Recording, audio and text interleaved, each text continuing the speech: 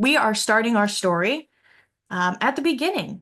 We are starting our story with the history of the local Anishinaabeg. The Anishinaabeg is a word that refers to a group of three tribal nations, and they are sometimes called the Council of Three Fires. That is the Ojibwe or Ojibwa, the Potawatomi, and the Odawa or Ottawa. And you can see up there, I've noted in parentheses that the Ojibwe or Ojibwa are also known as the Chippewa or Chippewa sometimes even. And so the Ottawa are also known as the Odawa.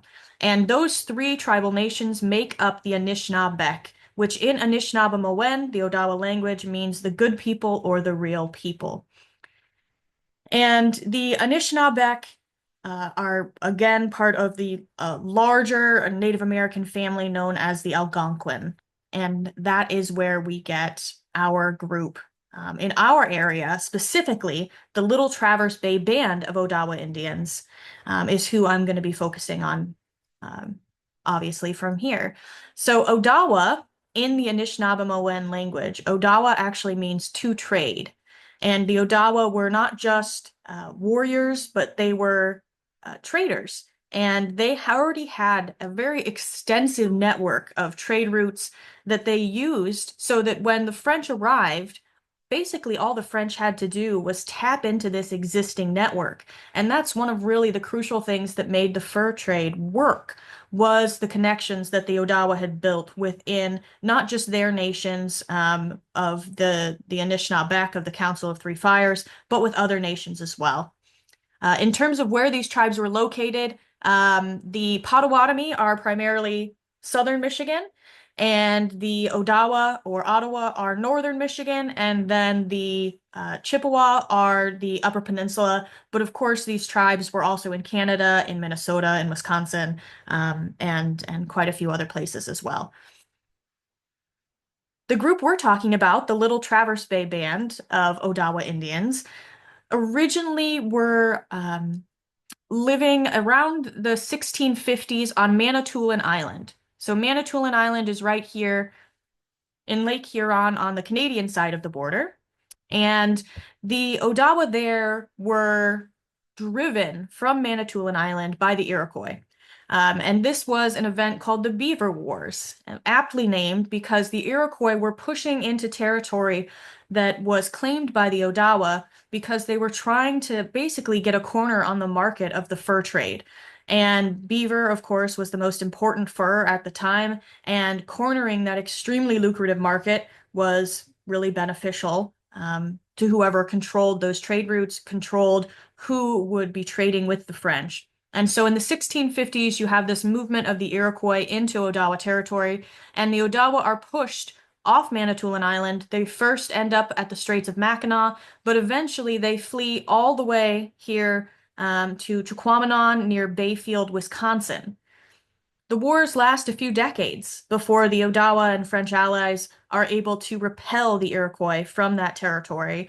And after that, in around the 1670s, the Odawa settle back at the Straits of Mackinac, returning to previously created French outposts and missions on the Straits of Mackinac. Primarily, beginning in about 1715, when Michilimackinac was created, the Odawa have a main village just outside the walls near Michilimackinac. So Michilimackinac is founded in 1715. If any of you have not been there, I strongly encourage you to go. The fort itself, which you can see here, is actually completely reconstructed based off of archaeological discoveries because the fort that was here at Fort Michilimackinac was actually taken across the ice, dismantled and taken across the ice to build Fort Mackinac on Mackinac Island much later. So, but we're talking about 1715 or so. So after the Beaver Wars, the Odawa settled their principal village here at Michilimackinac, and they are an essential part of fort life. They grow corn, squash, beans, they supply furs, they're doing a lot of hunting and trading with the local forces at Michilimackinac, and are steadily a presence there for quite some time. Around 1742, the soil in the area of Michilimackinac becomes very well depleted. And so the Odawa moved their principal village from Michilimackinac in Mackinac City to the area of Goodhart or Middle Village. And that area that our local tribe of Little Traverse Bay Band of Odawa Indians moves to, they call Waganakising. And you can see up here, I've got it spelled out a couple of different ways, and these are only some of the ways it's spelled. Anishinaabemowin, the Anishinaabeg language, is a very phonetic language, and it has many different dialects depending on if you're speaking Ojibwe or Odawa. And so spellings really fluctuate, you could say. But Waganakising really referred to this entire area from Petoskey to Cross Village, but especially to the Goodhart Middle Village area. And the word itself means it is bent. And it referred to a great bent tree, a great bent pine tree that would lean out over the shoreline. And so as the Odawa were paddling their canoes, in either direction, coming towards home, they would see this great bent tree and know that they had arrived. And it was really a marker of where they were. The French in the area, of course, saw a tree that was bent and called it l'arbre croche, which is the French way of saying crooked tree. And so all of these names you see around our area, Crooked Tree Breadworks, Crooked Tree Arts Center, L'arbre Croche, the community, all of those are in reference to this earlier phrase, Waganakising. And that was the original name of our area when the Odawa came here. So in 1742, that's when the Odawa moved to Middle Village, the Goodhart area. And when they moved there, they actually brought one of their priests with them. So Father Dugenet, Dugenet was in Michilimackinac beginning about 1735, and he developed a really strong relationship with the local Odawa.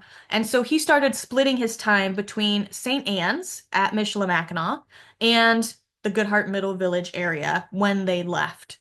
The Odawa also built a small chapel at Middle Village for him. They built one at 7 Mile Point, north of Harbor Springs as well. The chapel at Middle Village was replaced by a larger one that they dedicated to Bishop Baraga in about the 1830s. Um, After that structure burnt down, they built the new one, which was built in about 1899 or so, and that church, St. Ignatius Church, is still standing outside of Goodhart today. And so that's the church that you see in these images here. That's St. Ignatius. And St. Ignatius, again, has that very long history. And so the Odawa who moved to the area in 1742 really did have a very strong relationship with those Catholic priests, and that proved to be extremely important. So we've moved from the 1650s up to the 1750s, and as time goes on, of course, there's this little thing called the French and Indian War, where the British end up taking control of the entire Great Lakes region that was previously French. And so the Odawa are now dealing with the English, and there's a whole history there that you could spend a whole lecture on the French and Indian War. And then, of course, we have the War of 1812, which goes obviously until 1814, 1815. And we could spend a whole nother lecture talking about the War of 1812 and its extreme impacts on our area.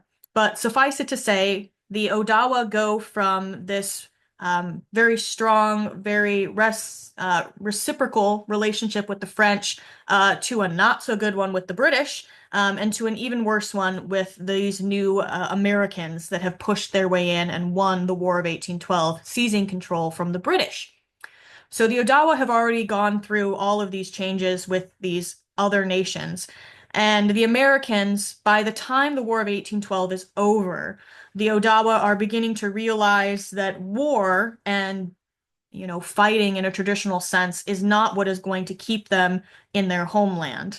And one of the ways that they determine to combat the spread of these new Americans into their territory is by educating their children and having strong leaders in their community who can walk in both worlds and really represent them. And one of those students is Augustine Hamlin Jr., whose picture is here. He also went by the name Kanapima, which means he who is talked about. And Augustine Hamlin Jr. was actually educated at the Vatican in Rome and was there for quite some time. He was an incredibly um, intelligent person. He spoke French, Anishinaabe Latin, English, and was just a really strong voice for the Odawa people. This is just one of the letters that he writes to the President of the United States, and it's um, against removal. So again, after the War of 1812, just 15 years later, we're working up towards the Indian Removal Act of 1830, which would force all tribes east of the Mississippi to the west of the Mississippi.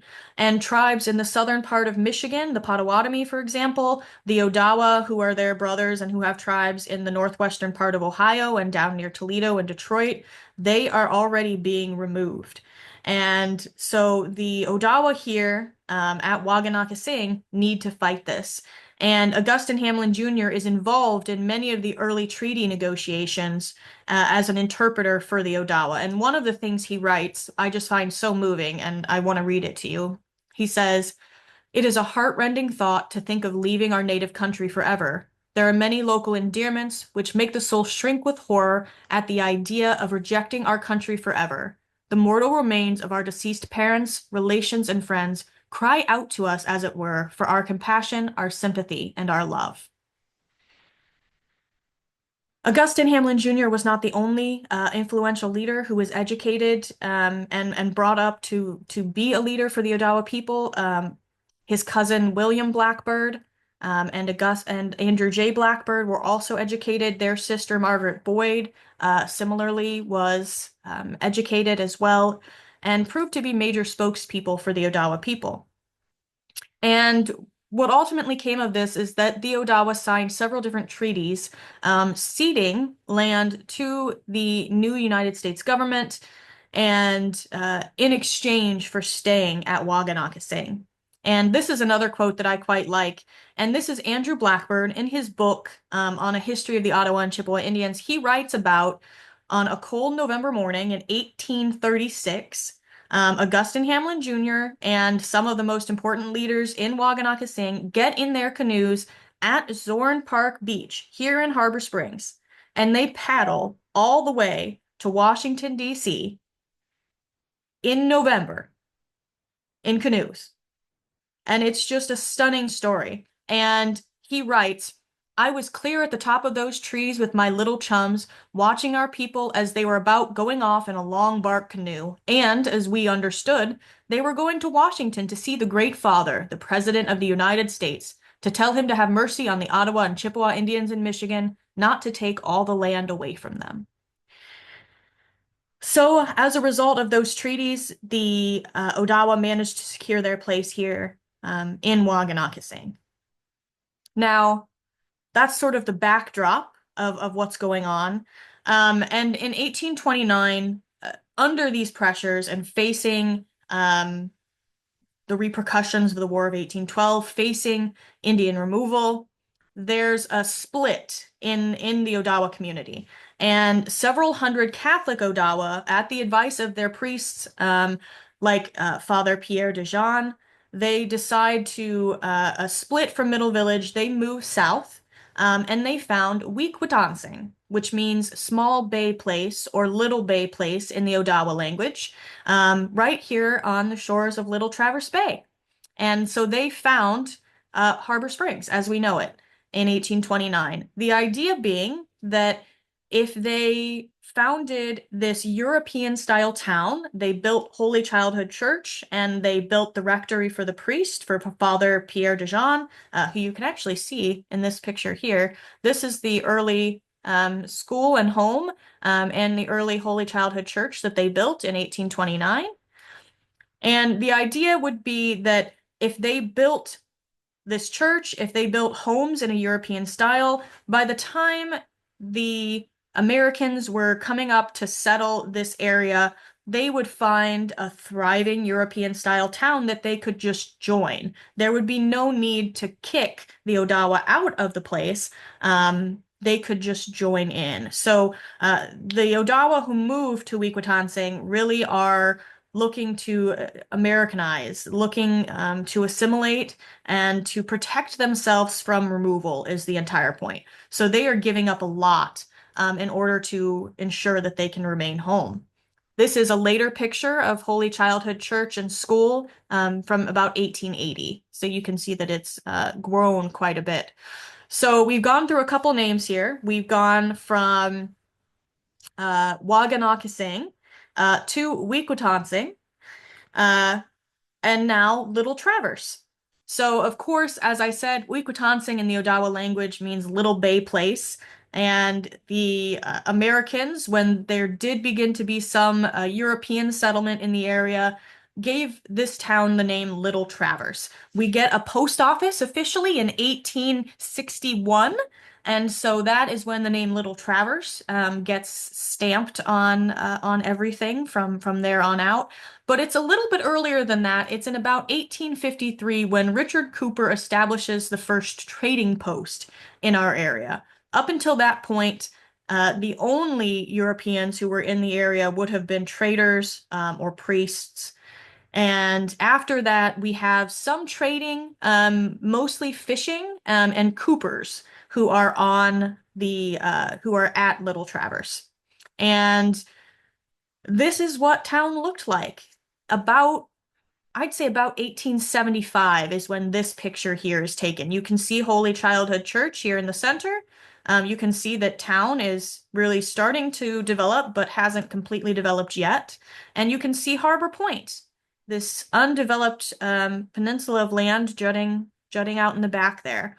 I just love this picture. It's a really interesting look at Harbor Springs and what we looked like. So we are Little Traverse. And basically, what ends up happening is the Odawa, through the treaties that they negotiate first in 1836 and later in the 1850s, they are able to remain home. And the Treaty of 1855 sets some limits on settlement. Basically, that settlers' land is not going to be opened up to settlement for about 20 years. And so it's not until after the Civil War, until about 1875, literally 20 years after that treaty, that we begin to see a rush of European settlement in this area. And we get some of these homesteaders coming up for the first time. Homesteaders like Abraham Stutzman, who you can see right here. That is his wife and his children. And of course, Abraham Stutzman is the namesake of Stutzmanville. We also have families who establish 5 Mile Creek. Here you can see in the background the 5 Mile Creek store and the sawmill, I believe there, or flour mill. Someone can correct me in the comments if I'm wrong. But we have these outlying communities that develop around Little Traverse simply because at the time, it's not so easy to go to 5 Mile Creek back in 1875 from Little Traverse as it is today. You couldn't just hop in your car and drive there. And so these little towns developed their own general stores, sometimes their own post offices. It just kind of depended. This is one of our first papers, the Little Traverse Republican, published in 1877, and even a little bit earlier. And it's Lorenzo Clark, who's the publisher. And he's actually buried up at Lakeview Cemetery here in Harbor Springs. And so we really only begin to see this rush of settlement around 1875, due to a couple of other factors, which we'll talk about here in a second as well. But we're jumping forward a tiny bit in time because, this is a little bit about names. We've had Waganakising, which means it is bent. The French said, oh, l'arbre croche. The English said crooked tree. Then we have Wekwatsing, which is Little Bay Place or Little Traverse. But in 1881, we finally get Harbor Springs. And it's not a particularly popular decision in 1881 when we change our name. These are two newspaper clippings from the Petoskey City Record from that time. And I'll read them to you because they're fantastic. But this one says, "The Little Traverse people have by one unwise act wiped out the name around which hover so many memories and traditions by incorporating their town with the name of Harbor Springs. It will be Little Traverse still. A rose by any other name is just as sweet." Then this is a more traditional notice over here that says, "After the 18th of this month, the name of Little Traverse Post Office will assume the title of Harbor Springs." So we know that on the 18th of April in 1881, our name changed. Why? Why did we change our name? Well, that's a good question. And it is primarily to attract tourists. We decided that the name Little Traverse was diminutive. It makes us sound not important because there's a Grand Traverse. Grand is fantastic. It sounds grand. Little Traverse is not so appealing. And so they called us Harbor Springs instead. And the reason for that, we're going way back. Just briefly, we're going back to 14,000 years ago to the ice sheets. And we won't stay here long, I promise. But basically, there's this massive collection of glaciers called the Laurentide ice sheet. And that ice sheet, as it slowly recedes, slowly melts, and peels back from our area up until, about 9,000 years ago, you can see we're starting to be clear, but not really. We're underwater at this point from Lake Algonquin. But as the glaciers retreat, they are carving out the Great Lakes. They are carving out many of the natural features we know now. And as they melt, they leave behind these massive hills of sand, clay, and rock that's deposited by that melting ice. And these are called glacial moraines. The bluff, here in Harbor Springs is actually the shore of an ancient lake. And the ski hills at Nubs Knob and Boyne Highlands take advantage of these glacial moraines. Now, one of the other things that happens because of these glaciers is the unique geological features that they leave behind a specific type of uh, clay that is called marl. And this clay creates a confined aquifer. And so not to get too geologic on it because that's not my specialty, but basically there's a confined aquifer put under pressure by the land around it. And whether through a natural shift in the land or through someone drilling a well, if it reaches that confined aquifer that is under pressure, that well will spring up. And so it's because of that special natural feature that we have all of our artesian wells and springs in Harbor Springs. Now, the glaciers, as they were carving out the lakes, also happened to carve one of the deepest natural harbors on the Great Lakes, and it's our harbor. And so the people here in town at the time thought, well, our most distinctive features, our harbor and our springs, and that's what they chose for our name, which is quite apt, I'd like to think. So we've bounced around timelines a little bit, but I want to take us back to the 1870s, where our timeline has reached up until now. The what precedes some of the settlement in the area is logging. So our main industry here in Harbor Springs for quite a while is about 75% related to logging and lumbering in some way or another. These are just two pictures, and actually this gentleman on the left here is Mitchell Wemigwase, which I believe is my husband's great grandfather, something like that. So seeing this picture and seeing him identified was really fantastic. And it was a job as lumbermen that the Odawa were able to get, and that really was very helpful in somewhat struggling times for them as they went through all these changes. Now, as lumbering in southern Michigan is disappearing, the lumber boom in northern Michigan is sort of just getting started.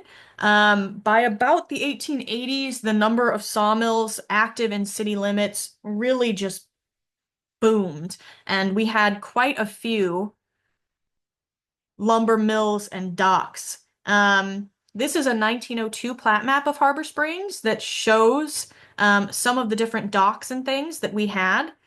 And this is another sort of number that I just want to throw out there because I like it. But by about the 1890s, there are 2,000 sawmills in Michigan, and they are cutting 4.5 billion board feet of lumber in a year, which is just insane. And the demand for this lumber is just insatiable. And so railroads are built to reach deeper into Michigan, into areas where there might not be rivers or other easy access to water, to reach this timber. And Harbor Springs was really well known for that. So these are some of the docks here, and these are some of the factories. So here we have the Cary Hoop Factory, which I'm not sure if it was this one or if it was Thomas Neal's mill that eventually turns into the Cadillac Handle Company. There's also the Crow Lumber Mill. We had E.L. Marshall's Toothpick Factory. So we're making broom handles, we're making toothpicks. We have a lot of lumber industry going on. And Thomas Neal's mill here is right about where the little harbor club is now. And this is another picture from his dock. So this is Thomas Neal's mill, and these gentlemen were there fishing on that dock that day, which I thought was fantastic. But you can see all the lumber piled up behind them, and all the lumber piled up at the dock behind them as well. So Harbor Springs is beginning to grow. Um, At this point in the 1870s, we're still technically Little Traverse, not Harbor Springs. But we are growing as a community. We've gone from a small, primarily Odawa village to a place that has some traders and some priests to a place that is finally getting some European settlement. We're seeing logging really beginning to kick off. And of course, with all of that, there's a need for schooling for our children. And in 1870s, as we're sort of booming, the Little Traverse School District #1 is created. There are board members who are elected, and they draw up plans for a new school building. On May 11th, 1877, the editors of the Petoskey newspaper, the Emmett County Democrat, say that they visited Little Traverse and mentioned that our next visit was to the site upon which is to be built an elegant new school building, and we found the ground covered with stone for the foundation. It is a most beautiful place upon the hill at the back of the village. The Little Traverse Graded School was completed later that year in 1877, and it was located very close to where the current high school sits, right up on the bluff there. This is one of the early images that we have of the building itself, and this is from a similar time period. It is the grades of all of the students. So they published that right in the paper. So if little Hattie Smith or Ephraim Brower wasn't doing too well, you would know about it. And then they have a list of the following pupils have been neither tardy nor absent during the month. And it calls them out for their studiousness, which I love. The school, which was just this front part originally, you can see it's gotten many additions over the years as the population grows. This, which is right here, is the final addition to the school building. In about 1905 is when that last addition was added. And it's because the school is growing so much that they need to continue adding. Eventually, they decide that this old school building from 1877 that we've added on to is just no longer going to cut it. And they contract with local architect Earl Mead to design a new schoolhouse. And so the Harbor Springs High School is completed in 1915. And that was also the year that we have our first yearbooks being produced. And the original yearbook was called the Orange and Black. So we were the Rams, and our colors were orange and black all the way back 1915 and even earlier than that, which I love as well. So we went forward to 1915. We're backtracking again. One of the other buildings that a growing town needs is a courthouse, because not only is Little Traverse an up-and-coming city, but it was also the county seat of Emmett County. And so we decided that as the county seat, we needed a new and beautiful courthouse. So in 1881, after we're incorporated as Harbor Springs and we become the county seat, talk begins about building a new courthouse. It's not until 1886 that this is finally realized. There's a gentleman and local architect by the name of Charles Caskey who is tapped to build the building. He is known for his rapid construction here in the Harbor Springs area and on Mackinac Island. He builds many, many cottages. And he builds this building in 1886. He builds the Grand Hotel on Mackinac Island the next year in 1887. So if you've heard of Charles Caskey, you might have heard of him from the Grand Hotel. But the courthouse is constructed. It opens, I believe it's constructed and done by May of 1886. And you can see its beauty there in this early picture. This picture is probably from a little bit later, the 1890s, maybe edging up towards the turn of the century. By about 1902, in what is sometimes described as a midnight vote that went against us, the county seat moves to Petoskey, and we are no longer the county seat. And so the courthouse building becomes City Hall. And City Hall remains City Hall until 2003, when the city moves to new buildings and the Historical Society, seeking a new home, started to restore the building and turned it into the Harbor Springs History Museum, which we opened in 2008. And so we are extremely proud of that. And the new roof is just one way that we are continuing to steward this building that is now the Harbor Springs History Museum.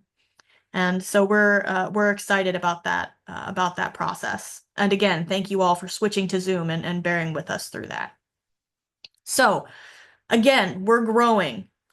One of the reasons that we're growing is because the railroad finally reaches us. So the railroad, the Grand Rapids and Indiana Railroad, reaches Petoskey in about 1873. It's running regularly by 1874. And by 10 years later or so, there is a train arriving or leaving Petoskey every 15 minutes. It is a very busy terminal. And the people of Harbor Springs realize how incredibly important a railroad is to their success as a community. And so they donate labor, they donate funds, they raise bonds, and they bring the railroad to Harbor Springs by 1882. So a year after we change our name, the railroad finally connects, and it goes not just to us, but it makes its way all the way up to Mackinac City. And so this branch here from Petoskey also passes Bayview. There was a depot at Roaring Brook, at Wequitansing, and then here in Harbor Springs, we were the end of that particular line. Here in Harbor Springs. There were many, many smaller railroads, what we call narrow gauge railroads, who crisscrossed the rest of this area, but they were logging railroads. They weren't passenger railroads. The Grand Rapids in Indiana is the one I'm talking about coming in here. And our first depot in Harbor Springs looked a little something like this. It is a very basic wooden building that was actually constructed, you can see in this ad, out on a pier over the water. And it's just a very basic structure, nothing fancy. And it stays like that until a devastating fire. So in 1888, we have this newspaper clipping here, big fire in Harbor Springs. The railroad depot burned to the ground with a large amount of freight. And apparently the telegraph office was also inside the depot. And so they unfortunately were both consumed by flames. And so we go from having this little depot to having this depot. So by August of 1889, we have the new depot building that still exists today and has been wonderfully restored. And it's in what is called the stick or East Lake style and has sort of two distinct parts. There's this almost rectangular passenger wing that runs parallel to Bay Street. And then there's a shorter rectangular baggage portion that extends off of that. And so that was our depot.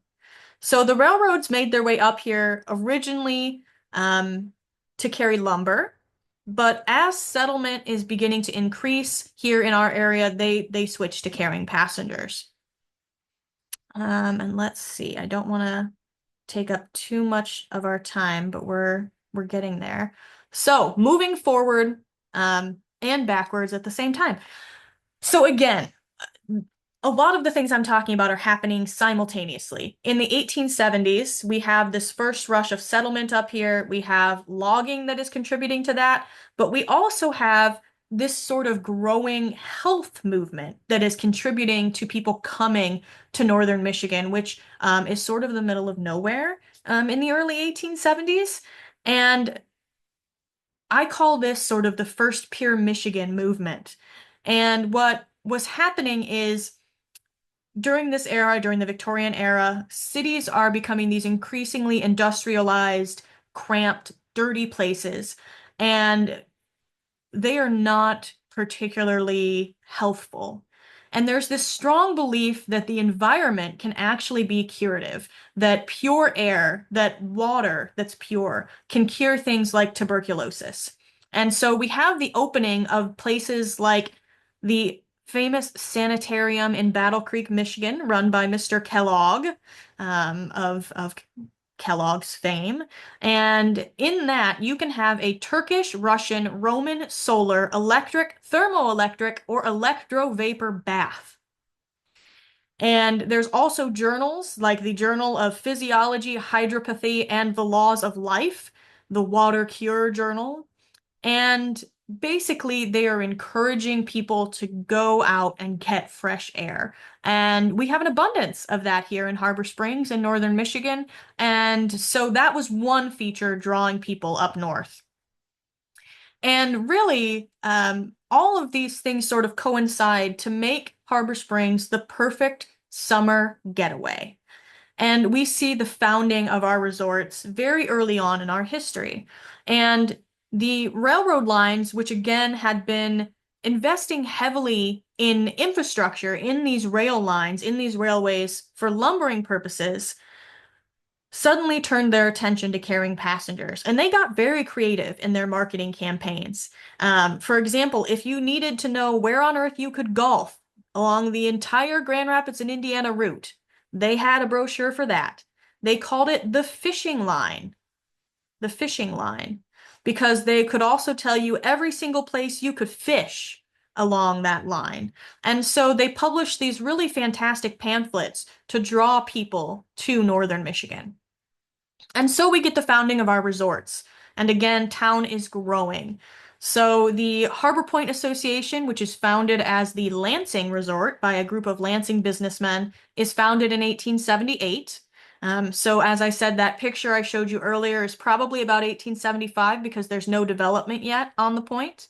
But by 1878, they have already purchased this property. They have laid out lots. They've hired a landscape architect named John Swift to lay out the carriage paths and where all of the cottages are going to be. And they build a hotel called the Clubhouse. The clubhouse undergoes many different renovations throughout the years. This is a later iteration that you see in this picture here. By about 1897, that clubhouse had 150 rooms and a large restaurant as well, because most cottagers ate their meals there. Here's a view of some of the later cottages here in Harbor Point.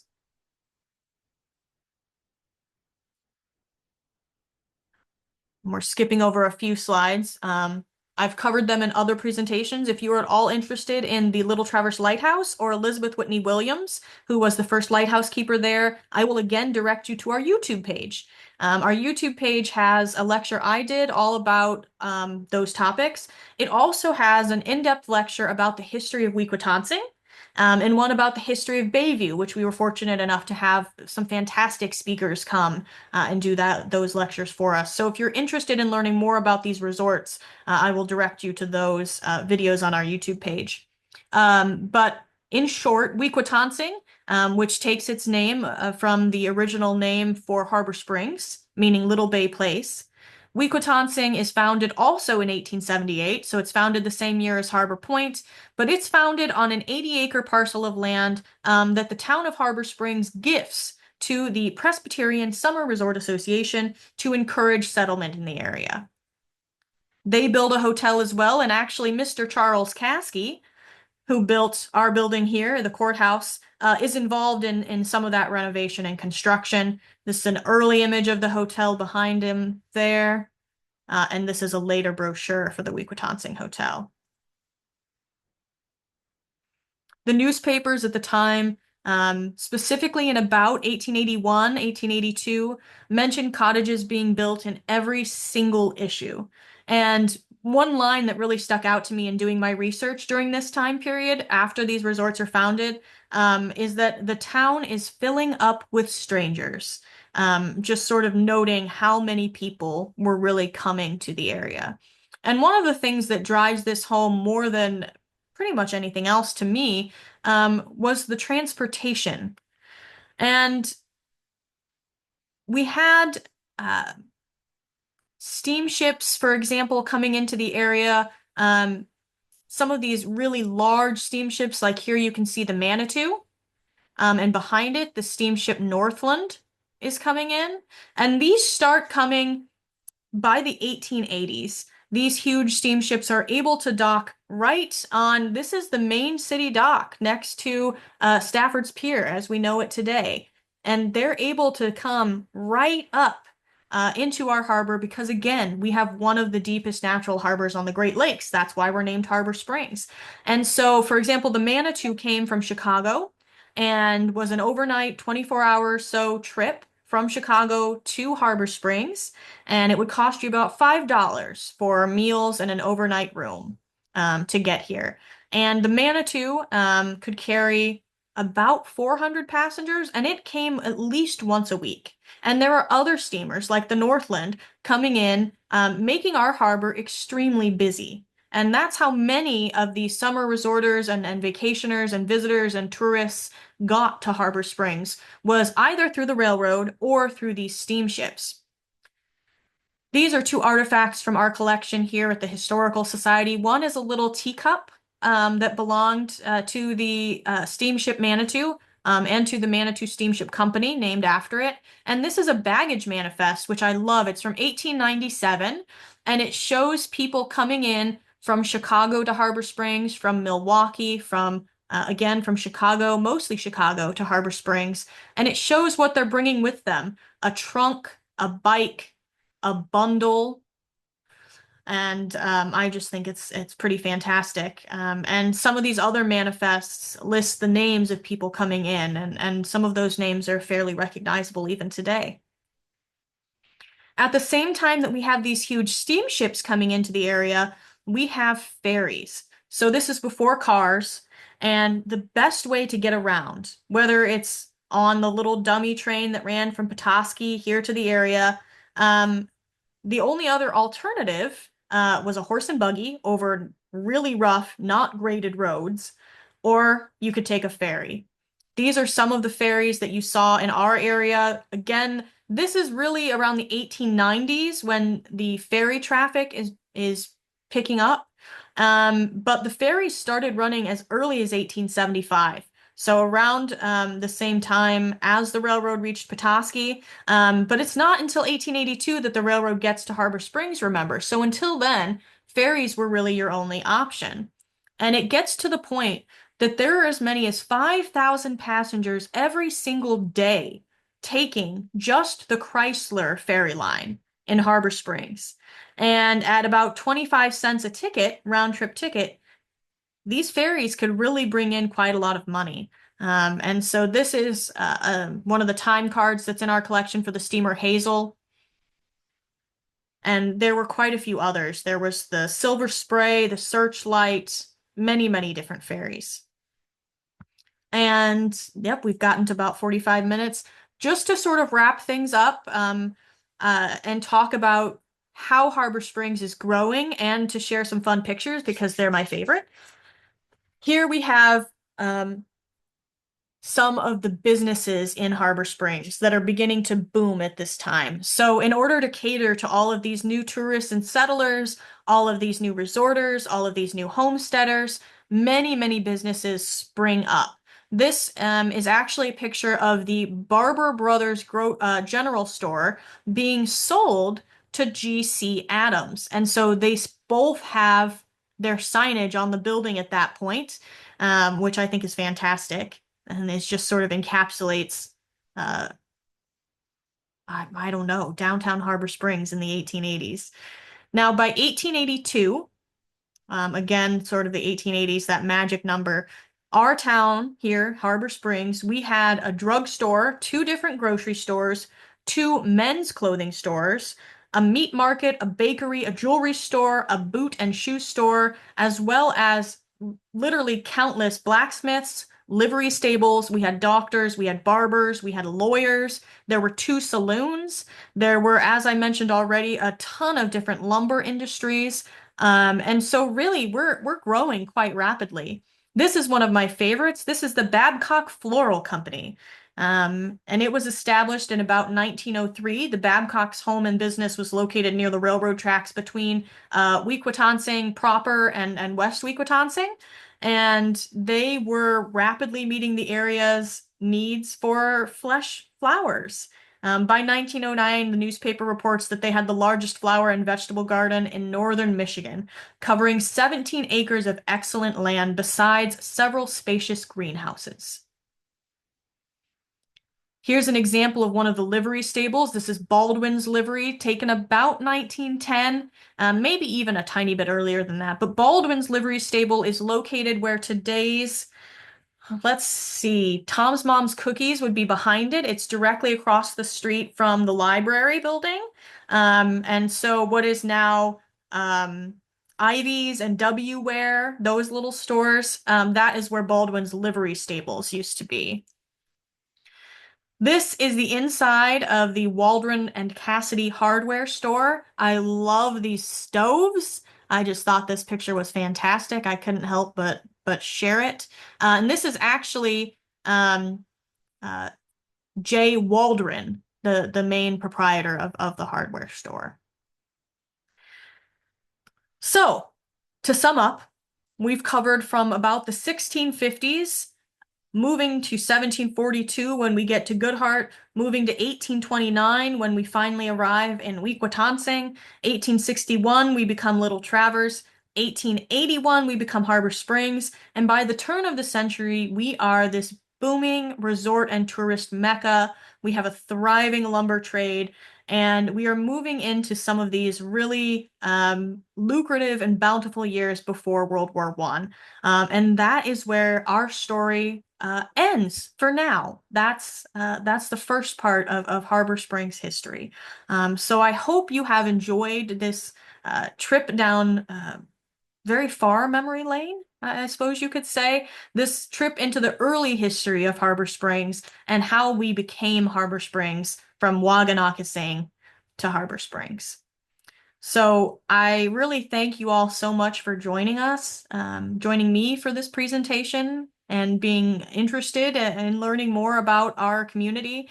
If you do have any questions, I would love them to be put down in the chat, and I'll give you guys a second so you can formulate questions or type them if you'd like. I'm gonna have a quick sip of something and see if we have any questions.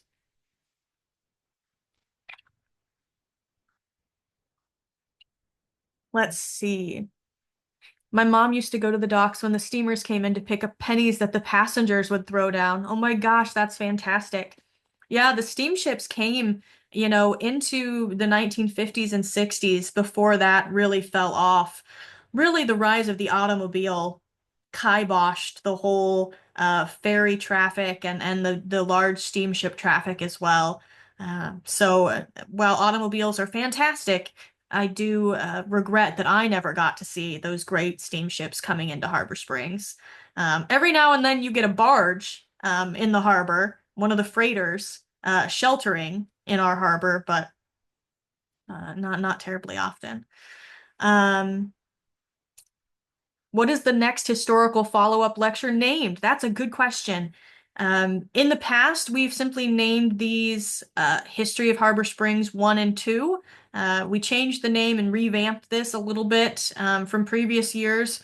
And so I do think I will do that if there's interest in basically World War One through the 1960s. I have that presentation. We cover Spanish influenza, World War One, World War Two, the development of town, and if there's some interest in that, potentially we'll do that in early April or late March. I'll have to ask my programming committee what they think. What year-ish was Wallstrom Marine developed? That's a good question. Wallstrom Marine, before it was Wallstrom Marine, was Wallstrom Griffith, and before that, it was Melching Boatworks, I believe. Someone can correct me in the chat.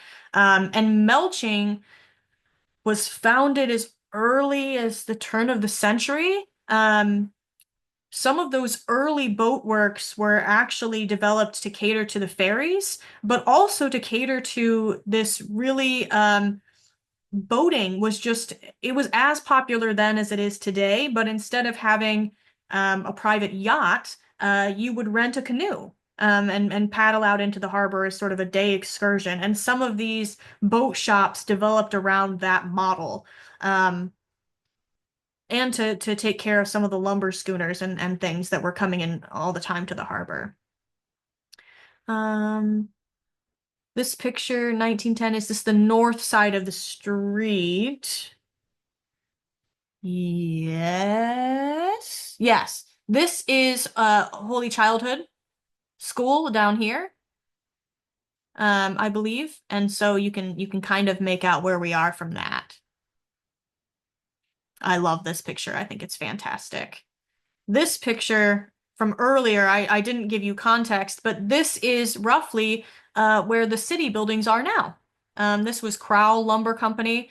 This is what is called the soup hole, where you would roll logs off of the train that went out to gather them and then bring it up into the sawmill itself. And then you can see all the cut and finished lumber here would eventually be transported to the dock where it would be picked up by a lumber schooner. Let's see. Any other questions? I don't know if I'm seeing any other questions. I'll give people just another second if they do have any other questions. Please be sure to, if you haven't already, follow us on Facebook and on Instagram. We're on both of those platforms, and we post pretty regularly about our programs and upcoming events. We have a fantastic new exhibit coming, a traveling exhibit, one of the first of its kind. It's a quill art exhibit that will be opening I believe in April.